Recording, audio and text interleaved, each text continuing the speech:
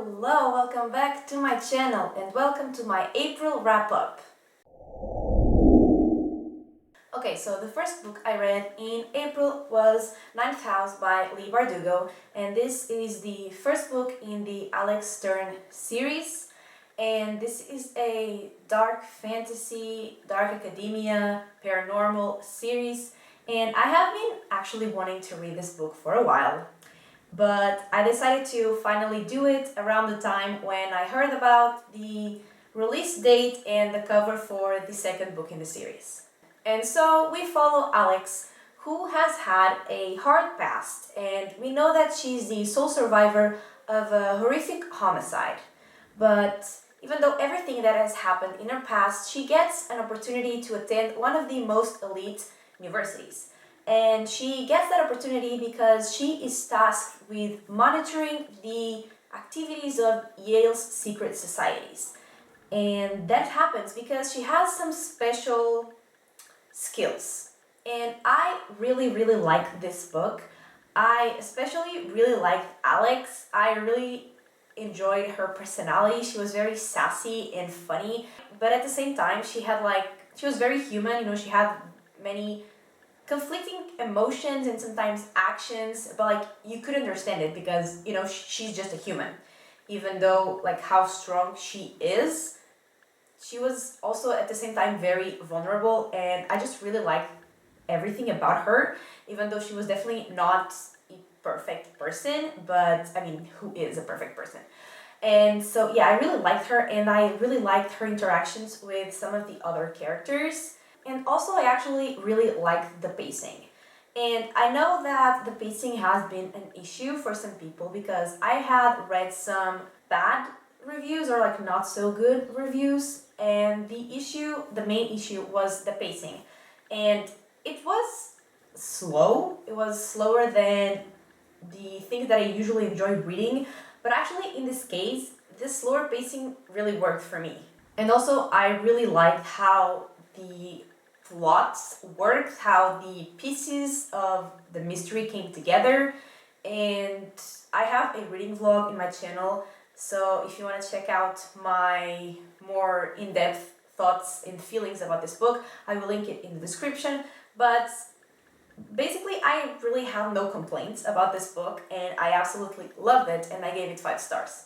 The next book I read was called Kingdom of Needle and Bone by Myra Grant, and this was a science fiction horror novella. And the story of this book is set in the future, where medicine has basically erased or at least controlled all the diseases that used to affect children. And so people basically have forgotten about those diseases because they just don't affect them. And they think that they can't really be that bad, but they are very mistaken. And so one child starts getting sick with what they call Morris disease, and it quickly starts spreading to other children, and children start dying. And some choices are made. They were not really the most ethical, I would say, but decisions were made, and it wasn't ethical, but at the same time, I can understand what happened. And I think this was mostly, I thought it really interesting because this was written before the pandemic, that's the COVID pandemic. And there was just so many things that were similar that, was interesting but also terrifying. But I really enjoyed the scientific explanations that it was plausible, which is what you want in a science fiction book that is based around a pandemic, in this case, things that exist in real life. So yeah, I really liked that, and I liked the ending. I usually have an issue with open endings, but in this case I actually didn't mind it. And I can't really get into any details because this was a short novella, so I would just spoil everything, but I did really enjoy it. It was a quick, enjoyable read, and I gave it 4 stars. Okay, so next I read Lord of Chaos, which is book 6 in the Wheel of Time series, which is an epic fantasy series that I have been reading. And as usual, when I talk about these books in my wrap-ups, I'm not gonna get into the plot because we're 6 books in, and there's no way I wouldn't spoil everything that happened already. But so just talking, I guess, a bit about the characters. My 2 favorite characters were not really very present in the book, but when they were present in the book, I really enjoyed them, especially Matt, because Matt was previously not my favorite, was not one of my favorites, but he has just gotten so much more incredible in my opinion that I'm just in love with Matt, and he's incredible. He's really funny, he's just badass, and also really adorable at times, and I just absolutely love Matt.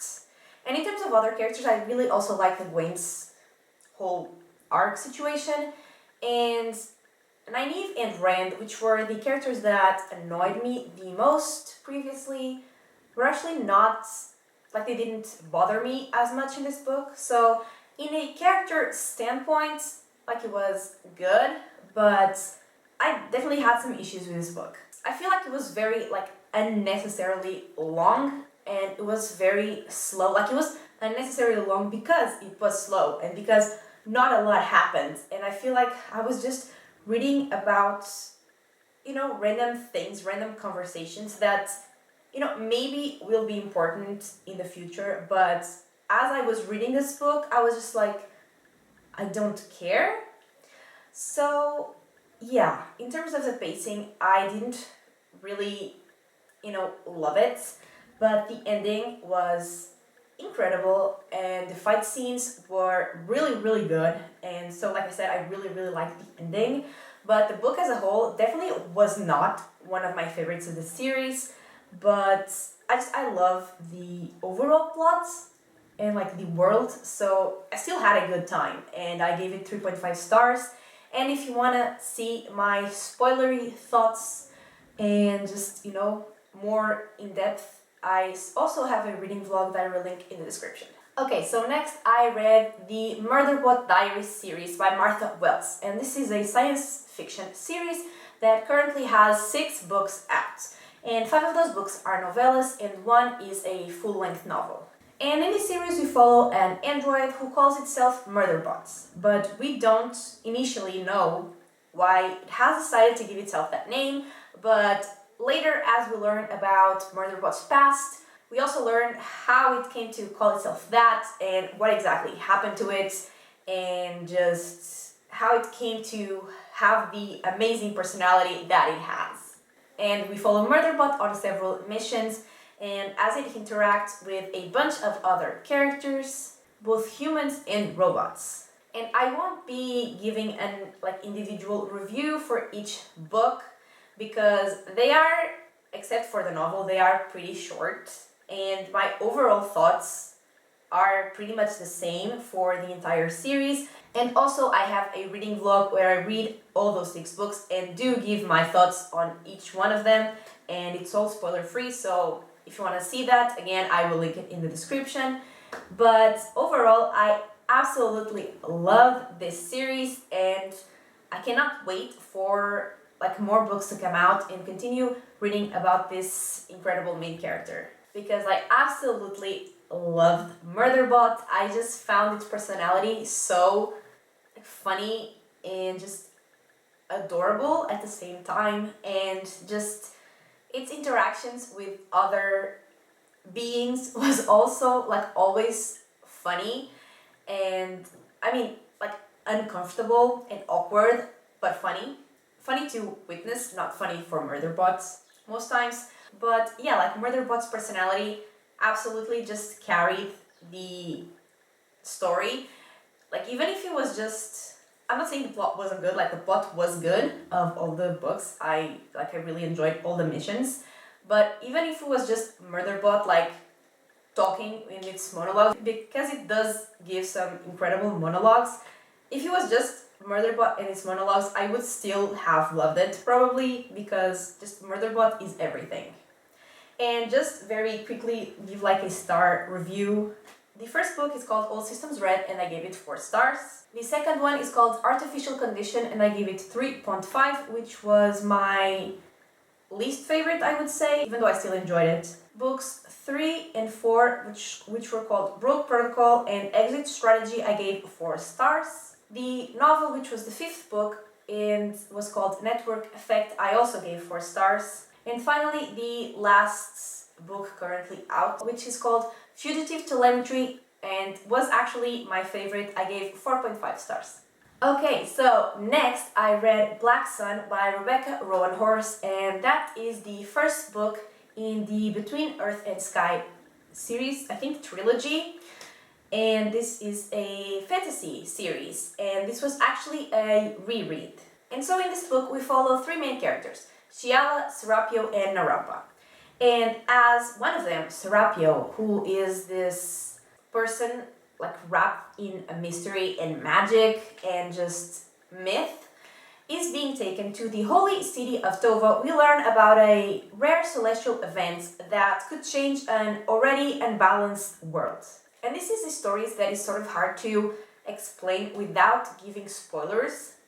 And I just loved going into this book not really knowing anything other than what it says on the synopsis, which is sort of vague. So I'm not really gonna get into any details, but I really enjoyed how the different characters' journeys came together. 2 of them came together like pretty early on in the book, and then they were together but with different objectives, but they were like in the same mission.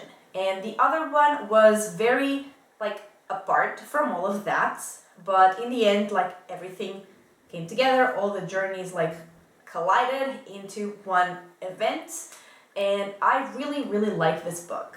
And I already loved it the first time, but as a reread was fun to like catch some details that I missed the first time because I didn't really know like what to look for or what things meant. But now that I already knew where the book was going, it was fun to see those little details. And yeah, like I said, I love the book as much as the first time I read it. I really liked the plot. I really liked the pacing, which was like really fast. There was a lot of action, and I absolutely loved 2 of those main characters, Shiala and Serapio. And Narampa, I didn't love her as much. I didn't like connect with her story as much, but I really liked this book, and I gave it 4.5 stars, which was the same thing I had given it the first time. And then I read Fevered Star, which was the second book in the series, and that came out in April, and was the reason why I reread Black Sun. And I'm not gonna get into the plot, first of all because it would spoil what I said I didn't want to spoil for book 1, and also because it did come out in April, so I don't really want to spoil anything for anyone that hasn't read it. But the point is, I really loved it as much as the first one, and I have to say that the biggest difference that I noticed in this book was the pacing, because like I said, in the first book it was like very fast, there was a lot of action, and in this one it was much slower. There was a lot of more like learning and planning and just not as much action. But I actually had no problem with that slower pacing because I loved getting to learn a lot more about the world and the politics and the magic and just everything that led the world to be where it is and led those characters to be where they are and wanting what they want and like fighting for what they are fighting. It was very interesting to learn all of that. And in terms of the characters, Serapio had an interesting arc, and it definitely caused me some conflicting emotions. In terms of Shiala, she was my favorite character in the first book, and I still love her. I still think she's my favorite character just because I absolutely love her personality. But in terms of her storyline, like I wanted more from her. I wanted her storyline to be as interesting as the other characters' storylines were. I was always excited for her chapters, but because it was her, not because of what was happening. And in terms of Narampa, which was my least favorite out of the 3 main characters in the first book, the one I had connected with the least, and like the one I remembered the least from my first time reading the book, I actually like really liked her in this second book, and I think her storyline got so much more interesting to me, and just her in general, like her storyline and her as a person, they like it all just got so much better for me, and now I absolutely love Narampa as well. And I love the plots. I loved the ending like so much. And it was the best thing I could have hoped for. And I think the way it sets what might happen in book 3 was also incredible. And yeah, I absolutely loved it. And I gave it 4.5 stars. And I did a reading vlog for this book that is spoiler free and that I will link in the description. Okay, and the last book I read was called Howls from the Dark Ages, and it was by several authors. And this is a horror anthology with 18 short stories that are all by different authors. And it is set in the medieval times, and I actually received an art for it because it is coming in May. And I was gonna check the date, but I forgot, so I'm just gonna check it right now. It's coming out in the 11th of May. So yeah, it's almost here. And since I got the art, I wanted to read it before the month it came out. And so I did that. And again, those are like short stories, so I'm definitely not gonna get into anything of what happened in each of them. But like I also said, they were all set in the medieval times, and they were all horror, and I really liked all of them. Some of them I absolutely loved. Others I thought were just okay, but there were none that I like actually disliked. I liked all of them. And my favorites were The Crowning by Caleb Stevens, Palette by J.L. Kiefer, and I commented like on the document 5 out of 5 disgusting. And I love the body horror because I love disgusting horror. Like the more disgusting it is, the best it is for me. So that one was just incredible with the body horror situation. Then in Every Drop by Lindsay Ragsdale Schizare, I don't know if that's how you say it, but it's Schizzare, by Bridget D. Brave. And this one left me wondering, why are mushrooms always in horror stories? Like, what's the deal with mushrooms? You know? And then The Fourth Scene by Brian Evanson. And this one I thought was really interesting because it addressed us addressed the reader in the second person. It was always like saying you, or more specifically, your father, because it was like telling us a story. And he was talking about our father. And I thought that was really interesting, and it definitely added like another layer of creepiness, and I really enjoyed it. And I just want to say as well that The Mouth of Hell by Cody Goodfellow had an incredible opening line. Like, the overall story was not in my favorites, even though I also really liked it, but the opening line was just perfect. And so, like I said, I liked all of the stories, some more than others, but all of them were enjoyable, and I had a great time reading this book, and I gave it 4 stars. And yeah, I think this is everything for this week's video. These were the 12 books I read in April, and I really hope you enjoyed this video. And if you did, give it a like and subscribe, and I will talk to you next time. Bye!